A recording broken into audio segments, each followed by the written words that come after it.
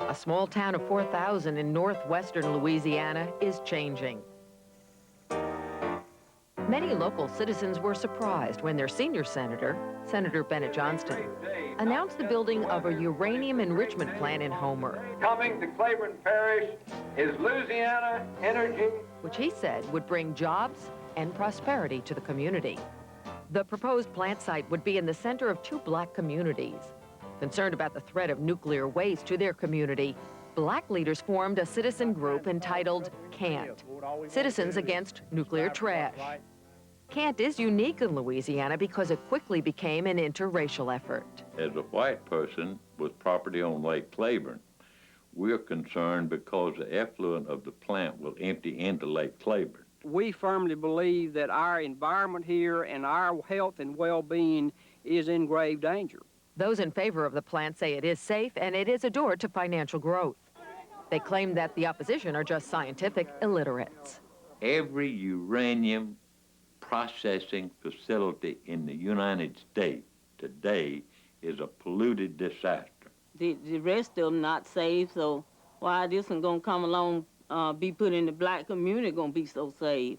Though the town is divided on whether the proposed $750 million plant will bring prosperity or ruin, the CANT members have formed a strong alliance. I feel that we are bonded together now, forever. The Homer community turned to the environmental justice movement for assistance. And Natalie Walker, a staff attorney for the Sierra Club Legal Defense Fund, took the case. The only way that you could defeat the plant was to draw the licensing procedure out for as long as possible, because every day it costs LES more money. We can go through this period of time and cause them to spend, they spend much more money than we do on attorneys because we're getting a lot of free help.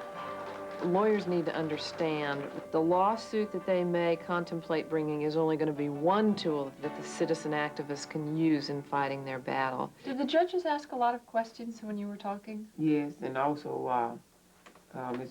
Pinky Wilkerson asked a lot of questions. Was she sitting on the panel that was asking the questions? Yes, she was a member of the panel. That the community has got to become empowered and empower itself, or ultimately they won't be successful. Probably not with respect to the issue immediately at hand, and certainly not with respect to the next issue that comes along. For the past 5 years, CANT has been successful in stalling the licensing procedure for the plant.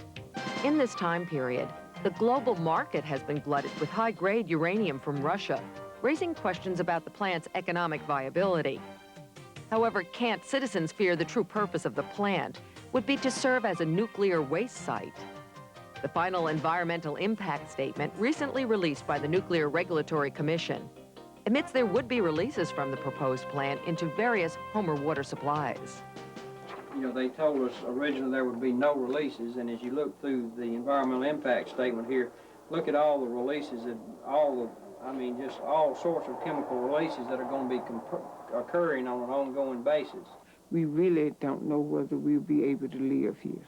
And sometimes I get depressed, and I may call her on a Sunday afternoon, and she is always ready to give me advice. I continue to do public interest work and probably always will, simply because it seems so much more important to me than any other kind of legal work that I could do. And I have done other legal work, but it's not nearly as rewarding as solving a problem for a community that so desperately needs some help and some guidance. So we have a lot to be thankful for. Without the Sierra Club Legal Defense, we would have not been able to fight this long. We are concerned of not being heard as people. Get a group together and fight it. We have not given up. This has been a almost 5-year struggle now. The environmental justice movement is not about equal pollution for all communities. At the heart of the movement is a resolve to prevent pollution globally.